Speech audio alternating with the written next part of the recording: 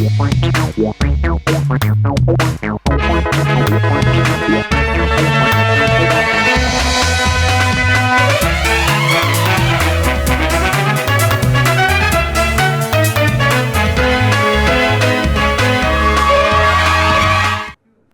मेरा नाम है जयंती झा और आप देख रहे हैं राष्ट्रीय समाचार।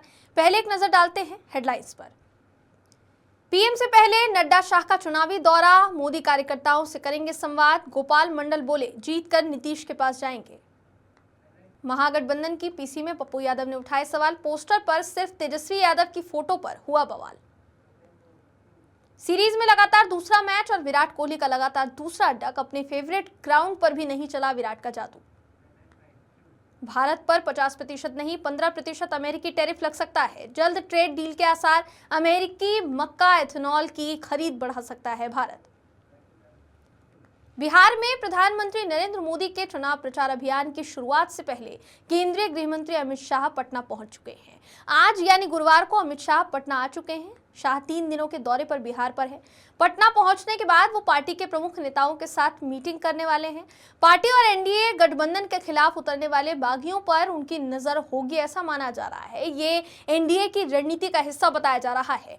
24 अक्टूबर को अमित शाह सिवान और बक्सर में चुनावी जनसभा को संबोधित करेंगे। वहीं 25 अक्टूबर को बिहार शरीफ, मुंगेर और खगड़िया में चुनावी जनसभा को संबोधित करेंगे।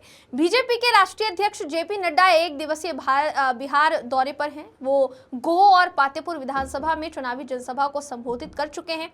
इधर पीएम मोदी एक बार फिर पार्टी कार्यकर्ताओं से संवाद साधेंगे। शाम को 6 बजे बताया जा रहा है कि कार्यकर्ताओं से पीएम मोदी बात करेंगे। प्रधानमंत्री ने सोशल मीडिया पर इस बात की जानकारी खुद साझा की है। महागठबंधन में हफ्तों की माथापच्ची के बाद सीट शेयरिंग और सीएम चेहरे पर विवाद आखिरकार सुलझ गया है।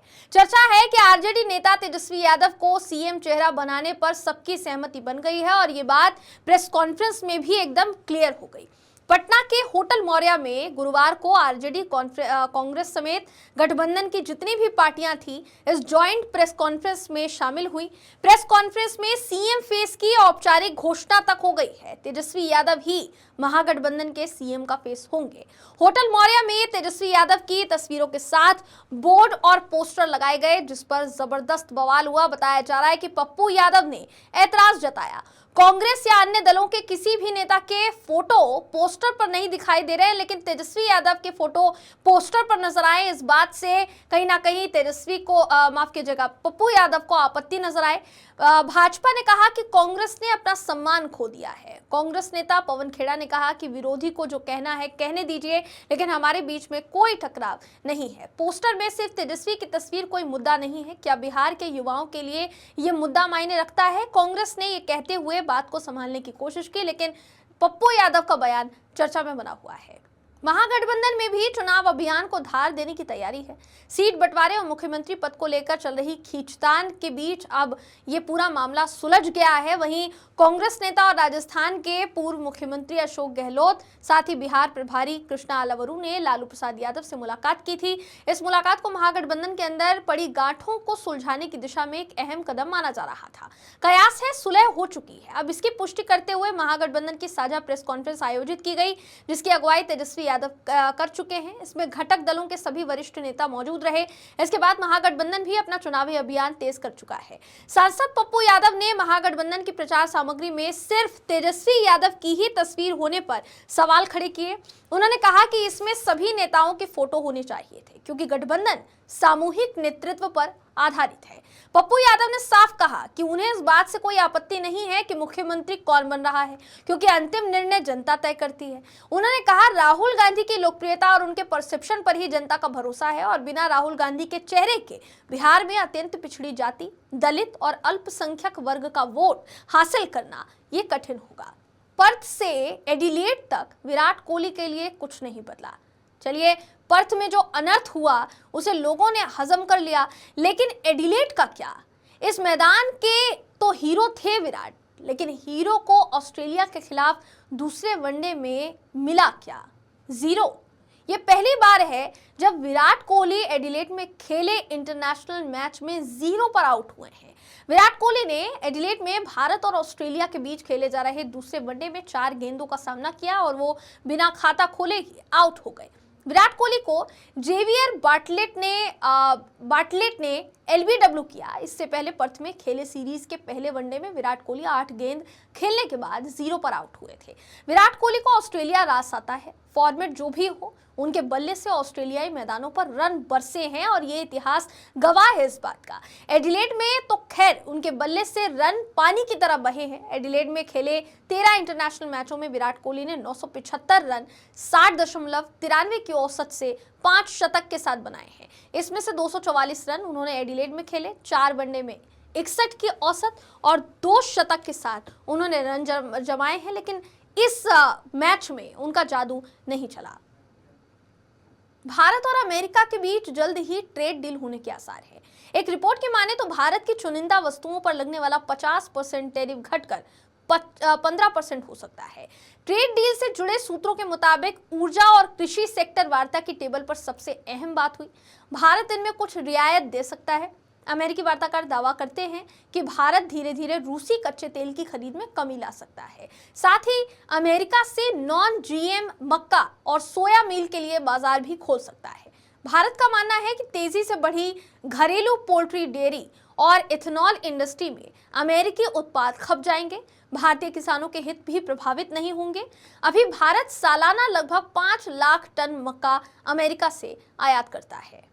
गुजरात सरकार के मंत्री डॉक्टर प्रद्युमन वाजा ने दिवाली के मौके पर राज्य के नागरिकों के लिए एक अनूठी डिजिटल पहल की है।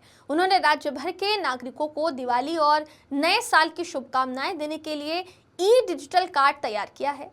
इस ई कार्ड की खासियत यह है कि इसमें शिक्षा विभाग और सामाजिक न्याय साथ ही अधिकारिता विभाग की विभिन्न योजनाओं की जानकारी के लिए ऑनलाइन लिंक दिए गए हैं। उनका कहना है कि इससे न सिर्फ कागज और पर्यावरण की बचत होगी, बल्कि गुजरात के लोगों को सरकारी योजनाओं का सीधा और आसान लाभ भी मिल पाएगा। ये पहल पर्यावरण संरक्षण और डिजिटल इंडिया के संदेश को साकार रूप देती है। उमरपाड़ा के वाड़ी में अनोखा नववर्ष समारोह पूर्व मंत्री गणपत सिंह वसावा के बड़े भाई अमर सिंह वसावा ने कबड्डी का आयोजन किया। सहारा मानव कल्याण ट्रस्ट 39 वर्षों से ग्रामीण कबड्डी ओलंपिक का आयोजन कर रहा है। राज्य खेल विभाग ने भी इस आयोजन में भाग लिया है। नवनियुक्त मंत्री डॉक्टर जयराम गामित ने भी शिरकत की इस पूरे कार्यक्रम में। गुजरात और अन्य राज्यों के अलग अलग जिलों से भी कबड्डी टीमें इस कार्यक्रम में पहुंची। वाडी गांव 39 वर्षों से ग्रामीण ओलंपिक का आयोजन कर रहा है और इस वर्ष भी 150 टीमों ने इसमें हिस्सा लिया। दिल्ली के रोहिणी इलाके में देर रात एक बड़ी मुठभेड़ हुई। इस दौरान बिहार पुलिस और दिल्ली पुलिस की संयुक्त कार्यवाही में 4 कुख्यात अपराधियों को मार गिराया गया। मारे गए बदमाशों की पहचान बिहार के रंजन पाठक, विमलेश महतो, मनीष पाठक और अमन ठाकुर के तौर पर हुई है। ये सभी हत्या, रंगदारी और हथियारबंदी जैसे कई गंभीर मामलों में वांछित थे। बिहार के डीजीपी विनय कुमार ने खास बातचीत में बताया कि मौके से AK-47 समेत कई अत्याधुनिक हथियार बरामद किए गए हैं। उन्होंने ये भी कहा कि इन अपराधियों का नेटवर्क बिहार से लेकर नेपाल तक फैला हुआ था। डीजीपी ने कहा कि ये गिरोह बिहार और नेपाल में हत्या और सुपारी किलिंग जैसे अपराधों में शामिल था। वारदात के बाद ये नेपाल में जाकर छिप जाते थे और वहां से फिर नए अपराध की योजना बनाते थे। चारों कॉन्ट्रैक्ट किलर थे। विनय कुमार ने आगे बताया कि इस गैंग का सरगना रंजन पाठक पिछले 7 से 8 साल से सक्रिय था और सीतामढ़ी में हाल के महीनों में से 5 से 6 हत्याओं में उसका नाम सामने आया था। वो एक कॉन्ट्रैक्ट किलर था जो पैसों के लिए हत्या करता था। प्रधानमंत्री नरेंद्र मोदी आसियान समिट में हिस्सा लेने के लिए मलेशिया नहीं जाएंगे। वर्चुअली इस सम्मेलन में वो शिरकत करने वाले हैं। कांग्रेस ने इस पर पीएम मोदी को घेरा है। पार्टी के प्रवक्ता जयराम रमेश ने कहा कि प्रधानमंत्री अमेरिका के राष्ट्रपति ट्रंप के सामने नहीं जाना ये हैरान करता है। उन्होंने कुछ हफ्ते पहले मिस्र में गाजा शांति शिखर सम्मेलन में शामिल होने का निमंत्रण भी इसी वजह से ठुकरा दिया था। बता दें कि मलेशिया के निमंत्रण पर ट्रंप आसियान समिट में शामिल होने के लिए 2 दिन के दौरे पर कुआलालंपुर जा रहे हैं। जयराम रमेश ने एक्स पर लिखा कि पिछले कई दिनों से अटकलें चल रही थी कि प्रधानमंत्री नरेंद्र मोदी कुआलालंपुर सम्मेलन में जाएंगे या नहीं। अब ये लगभग तय हो गया है कि प्रधानमंत्री वहां नहीं जाएंगे। इसका मतलब है कि कई विश्व नेताओं से गले मिलने, फोटो खिंचवाने और खुद को विश्वगुरु बताने के कई मौके हाथ से निकल गए। उन्होंने आगे ये भी लिखा कि पीएम मोदी के वहां नहीं जाने की वजह साफ है कि वो राष्ट्रपति ट्रंप के सामने नहीं आना चाहते। जो वहां मौजूद रहेंगे। उन्होंने कुछ हफ्ते पहले मिस्र में गाजा शांति शिखर सम्मेलन में शामिल होने का निमंत्रण भी इसी वजह से ठुकरा दिया था। जैसलमेर में सेना अधिकारियों को जमावड़ा लगाने के जो बात है वो सामने आई है। आज से सेना कमांडरों का 2 दिवसीय सम्मेलन शुरू हो रहा है। इसमें सेना से संबंधित कई मुद्दों पर चर्चा की जाएगी। अग्निवीर रिटेंशन रेट बढ़ाने को लेकर सम्मेलन में कोई चर्चा नहीं की जाएगी। इसे लेकर सेना ने स्पष्टीकरण जारी कर दिया है। इस पूरे मामले पर अगर बात की जाए तो सेना ने अग्निवीर रिटेंशन रेट को लेकर आधिकारिक बयान जो है वो जारी किया है। इस सम्मेलन में अग्निवीरों का रिटेंशन रेट 25 से बढ़ाकर 75% होने पर चर्चा बताई जा रही है, जिस पर सेना ने आधिकारिक बयान जारी किया है। जारी बयान की बात की जाए तो सेना ने कहा है कि अग्निवीरों का रिटेंशन रेट बढ़ाना सम्मेलन में चर्चा का हिस्सा नहीं है। मई में ऑपरेशन सिंदूर के बाद ये पहला सेना कमांडर सम्मेलन होगा। ये सम्मेलन सेना के वरिष्ठ नेतृत्व के लिए समग्र सुरक्षा स्थिति को समीक्षा करने और उभरती चुनौतियों से निपटने के लिए प्रमुख परिचालन प्राथमिकताओं पर विचार विमर्श करने के लिए एक मंच के तौर पर काम करता है। दिग्गजों की बढ़ती ताकत के साथ उनके अनुभव और विशेषज्ञता का लाभकारी उपयोग करने के विकल्पों पर विचार किया जा रहा है। मौजूदा समय में अनुभवी लोग सीमित भूमिकाओं में लगे हुए हैं, जैसा कि आर्मी वेलफेयर एजुकेशन सोसाइटी और पूर्व सैनिक अंशदायी स्वास्थ्य योजना पॉलिक्लिनिक्स के तहत, लेकिन सभी संरचनाओं में व्यापक भागीदारी पर विचार किया जा रहा है। सेवारत सैनिकों के कार्मिक और कल्याण संबंधी मुद्दों पर भी इसमें चर्चा होने की उम्मीद है। राजकोट जिले के धोराजी से एक दुर्घटना भरा मामला सामने आया है। धोराजी में जैतपुर रोड राष्ट्रीय राजमार्ग पर 2 मोटरसाइकिल दुर्घटनाओं में 2 युवक गंभीर रूप से घायल हो गए। घायल युवकों को 108 एम्बुलेंस में धोराजी सरकारी अस्पताल पहुंचाया गया। धोराजी सरकारी अस्पताल में ड्यूटी पर मौजूद डॉक्टर ने दोनों घायलों का इलाज किया और दोनों घायल युवकों को आगे के इलाज के लिए जूनागढ़ भेज दिया गया। इस दुर्घटना को लेकर धोराजी सरकारी अस्पताल में लोगों की भीड़ उमड़ पड़ी। धोराजी तालुका पुलिस दुर्घटना की उचित जांच कर रही है।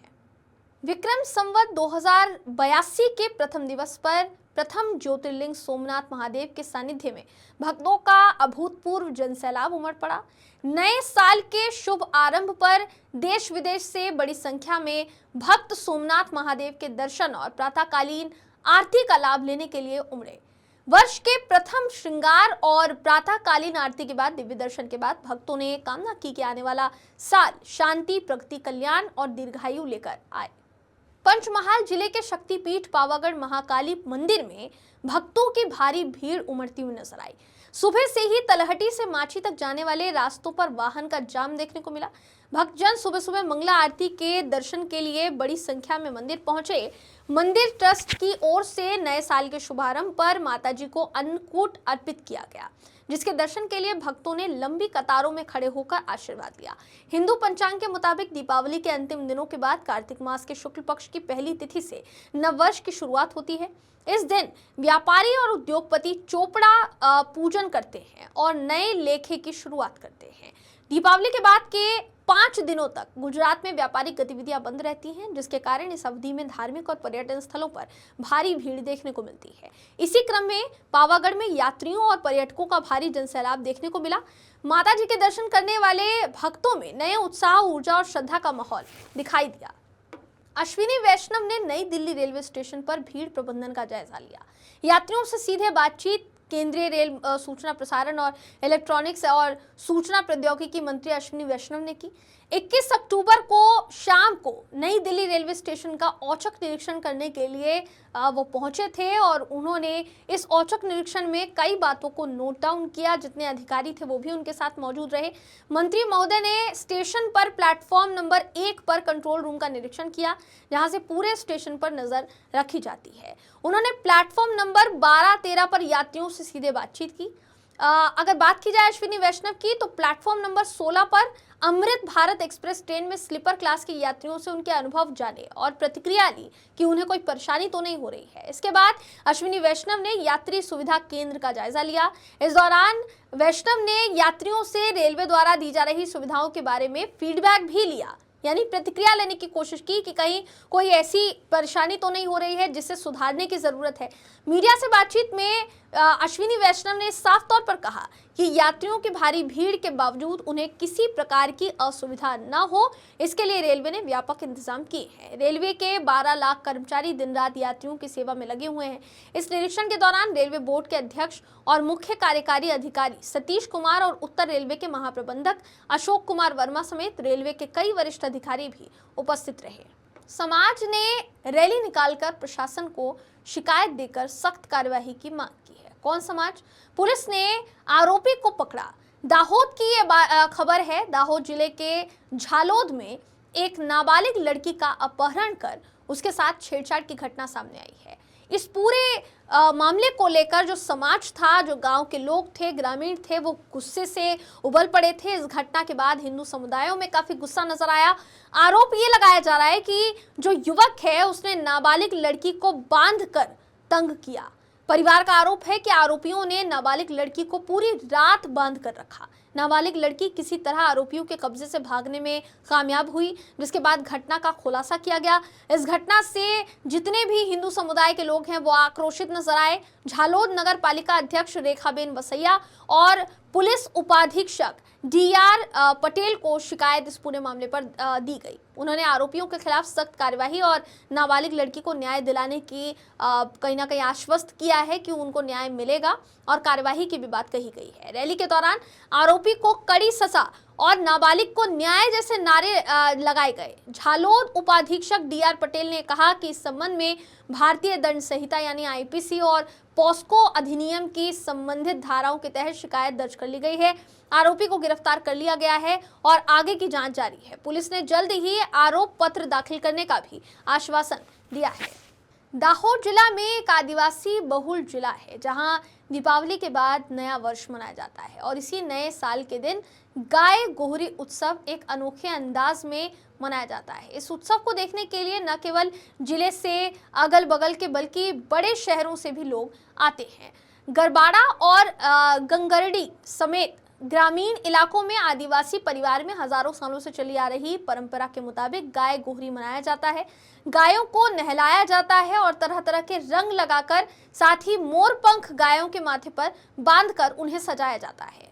पूरी तरह से उन्हें रंगा जाता है और मोर के पंख साथ ही चूड़े से सुसज्जित किया जाता है। उन्हें गांव के मुख्य चौराहे पर फिर लाया जाता है। गाय गोहरी का विधि विधान से पूजा होने के बाद एक गौ दौड़ का आयोजन भी किया जाता है, जो यहाँ पर भी किया गया। बंधे हुए आदिवासियों किसान गायों के नीचे जो है वो सोते हैं और आश्चर्यजनक रूप से उन्हें कोई चोट नहीं पहुंचती। ऐसा माना जाता है कि अगर साल भर में गाय माता को कोई नुकसान पहुंचाया गया है तो इस दिन उनकी पूजा की जाती है और क्षमा याचना की जाती है। ये भी कहा जाता है कि इस अनुष्ठान से आने वाले वर्ष में अच्छी फसल और अच्छी बारिश होती है। इस तरह गाय गोहरी का त्योहार दाहोद जिले में एक अनोखे अंदाज में मनाया जाता है, जो आस्था, परंपरा और आदिवासी संस्कृति का जीवंत प्रतीक बन चुका है। सूरत में पुलिस के नाम पर आतंक मचाने वाले एक निलंबित पुलिस अधिकारी को आखिरकार सलाखों के पीछे पहुंचा दिया गया है। मुंबई पुलिस का निलंबित सब इंस्पेक्टर रंजीत कासले सूरत में एक महिला लोन एजेंट से 2,25,000 रुपए और मोबाइल लूटने के आरोप में गिरफ्तार हुआ। दरअसल मामला यह है कि सूरत के जहांगीराबाद इलाके की रहने वाली सुजल बेन पादरिया नाम की लोन एजेंट को 14 अक्टूबर को एक अनजान कॉल आया। कॉल करने वाले ने खुद को मुंबई क्राइम ब्रांच का इंस्पेक्टर रंजीत बताया और काम के बहाने मिलने बुलाया। अगले दिन सुजलबेन बैंक से 2,25,000 रुपए निकालकर इस्कॉन सर्कल पहुंचती हैं। आरोपी रंजीत ने उन्हें अडाजन क्षेत्र के टी पोस्ट कैफे बुलाया, जहां उसने अपना फर्जी पुलिस पहचान पत्र दिखाकर खुद को अफसर बताया। फिर कुछ ही देर में उसके 5 साथी भी वहां पहुंच गए और महिला पर अवैध कारोबार के आरोप लगाते हुए धमकाने लगे। इस दौरान रंजीत ने उसके हैंडबैग से रुपए और मोबाइल लूट लिए। दूसरी तरफ उनके साथी ने सुजल के परिचित भूपेंद्र मिस्त्री का भी फोन छीन लिया और विरोध करने पर थप्पड़ जड़ दिया। लूटपाट के बाद आरोपी जबरन कार में बिठाकर अडाजन पुलिस स्टेशन ले जाने का नाटक करता रहा, लेकिन डुमस रोड के पास आईबीसी बिल्डिंग के नजदीक छोड़कर फरार हो गया। एसीपी दीप वकील ने बताया कि आरोपी रंजीत कासले को अप्रैल 2025 में मुंबई पुलिस से निलंबित किया था, लेकिन उसने अपने पुराने पुलिसिया रुतबे का इस्तेमाल कर सूरत में नई वारदात को अंजाम दिया। कैफे के सीसीटीवी फुटेज और तकनीकी सर्विलांस के जरिए पुलिस ने आरोपी को महाराष्ट्र से गिरफ्तार कर लिया।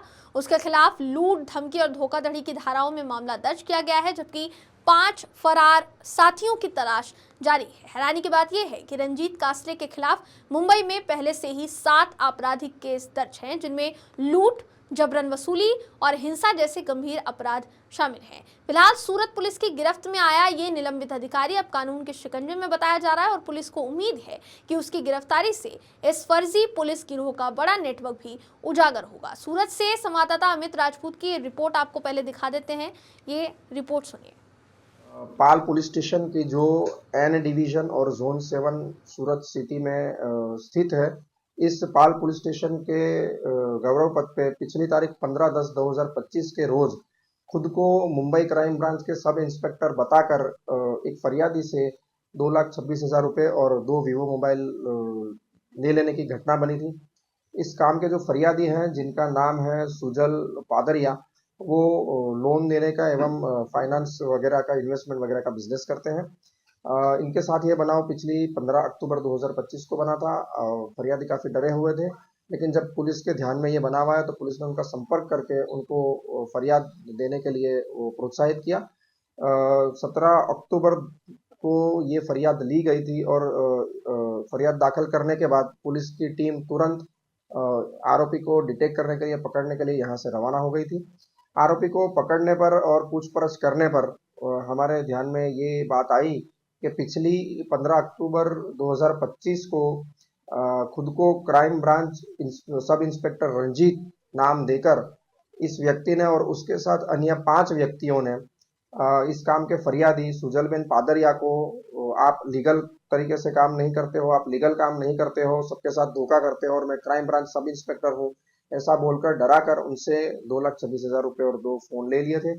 इतना ही नहीं, सुजल पादरिया के मित्र भूपेंद्र भाई के पीछे बाइक पर ये बैठ गए थे और चलो मैं तुमको पुलिस स्टेशन लेके जा रहा हूँ, ऐसे बोलकर रास्ते में उनको मैं एनकाउंटर स्पेशलिस्ट हूँ, तुम्हारा एनकाउंटर कर दूंगा, ये बताकर डराने का भी प्रयत्न किया था।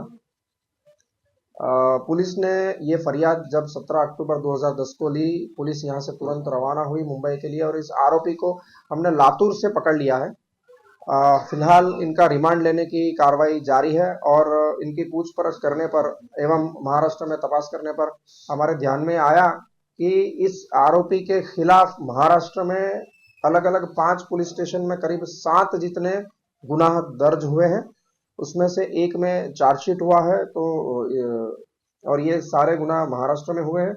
साइबर भिंड पुलिस स्टेशन में ये व्यक्ति सब इंस्पेक्टर के तौर पे कामगिरी कर रहा था। इस प्रकार की विगत ध्यान में आई है और वहां पर भी इसके ऊपर आईटी एक्ट के अनुसार एक गुनाह दाखिल हुआ है। इसके अलावा अलग अलग पुलिस स्टेशन में कुल मिलाकर 7 जितने गुनाह दाखिल हुए, जिसमें से एक में चार्जशीट हुआ है। वक्त है एक ब्रेक का, मिलते हैं ब्रेक के बाद।